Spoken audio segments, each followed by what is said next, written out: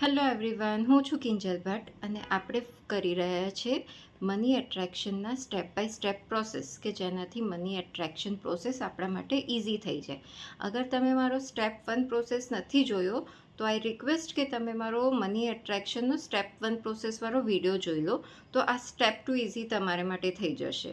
Because after step 1 you have to do the step 2 process. તો step 1માં આપણે જોયું વિશ list બનાવવાનું છે, કેવી રીતે બનાવવાનું છે એ આપણે ત્યાં ચેક કર્યું. હવે અહીંયા સ્ટેપ 2માં તમારે કરવાનું છે, you have to write down તમે પૈસા માટે તમારી શું માન્યતા છે. What are your feelings, beliefs, thoughts. તમે શું ફીલ કરો છો, તમે શું વિચારો છો, તમારી શું ભાવનાઓ છે પૈસાને લઈને, એ બધું તમારે લખવાનું છે એક સેમ પેન બુક કે ડાયરીમાં. જેમાં તમે સ્ટેપ 1 કર્યો તો વિશ લિસ્ટ બનાવી હતી, એમાં તમારે સ્ટેપ 2 લખવાનો છે. એમાં you have to make 1 column, એક સાઈડ નેગેટિવ બિલીફ્સ અને એક સાઈડ પોઝિટિવ બિલીફ્સ. પૈસાના રિલેટેડ તમારા જે પણ નકારાત્મક વિચારો છે એ તમારે લખવાના છે ને પૈસાને રિલેટેડ જે સકારાત્મક વિચારો છે એ તમારે લખવાના છે. આ બેને બાયફકેટ કરીને લખવાના છે. સપોઝ નકારાત્મક મતલબ ઇફ યુ ફીલ કે પૈસા કમાવા બહુ ઇઝી નથી, કે હું જેટલી મહેનત કરું છું એટલા મને પૈસા નથી મળતા, ક્યાં તો પૈસા ખર્ચ કરતી વખતે મને બહુ દુઃખ થાય છે. અને પોઝિટિવ બિલીવ્સ મતલબ કે પૈસાથી મારી પાસે દરેક વસ્તુ આવી રહી છે, રાઈટ. પૈસાથી હું મારી જીવન જરૂરિયાતની વસ્તુઓ ખરીદી શકું છું. તો આવી રીતે પોઝિટિવ ને નેગેટિવ જે પણ વસ્તુ, જે પણ વિચાર તમારા મનમાં આવે એને એ વખતે લખો.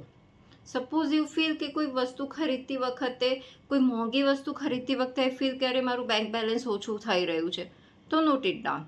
અગર તમે પૈસા ભેગા કરીને કોઈ સરસ મોટી વસ્તુ ખરીદી એન્ડ યુ ફીલ પ્રાઉડ, તો એ પણ લખો કે હા, વધારે પૈસા કમાવાથી મેં બહુ સરસ મોટી વસ્તુ લીધી and I feel proud for that. તો એ મેન્શન કરો.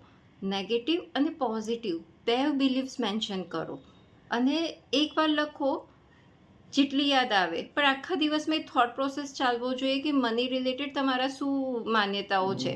અને દિવસમાં વચ્ચે કે સાંજે કે જ્યારે પણ નેક્સ્ટ ટાઈમ તમને યાદ આવે ફરીથી લખી દો એને કે હા આ થોટ લખવાનો રહી ગયો તો આઈ હેવ મેન્શન્ડ.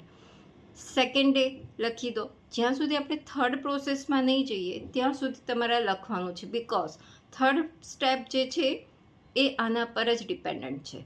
તો આને સરસ શાંતિથી બેસીને વિચારો. દિવસ દરમિયાન બીજા કામમાં પણ જ્યારે પણ પૈસા રિલેટેડ કોઈ તમારા મનમાં જે પણ ભાવના આવી હોય મેન્શન કરી દો. અને આવી રીતે એન નંબર ઓફ થોટ્સ, આમાં કોઈ રિસ્ટ્રિક્શન નથી. 1, 2, 10, 15, 5 બી હોઈ શકે, 2 બી હોઈ શકે, 10 બી હોઈ શકે કે 20 પણ હોઈ શકે. પોઝિટિવ અને નેગેટિવ બે બિલીવ્સ લખો અને એને એક ડાયરીમાં મેન્શન રાખો. ઓકે, તો પછી આપણે મળીશું નેક્સ્ટ પ્રોસેસમાં. ત્યાં સુધી કીપ ડુઈંગ ધીસ. ફરી મળીશું નેક્સ્ટ વિડીયોમાં.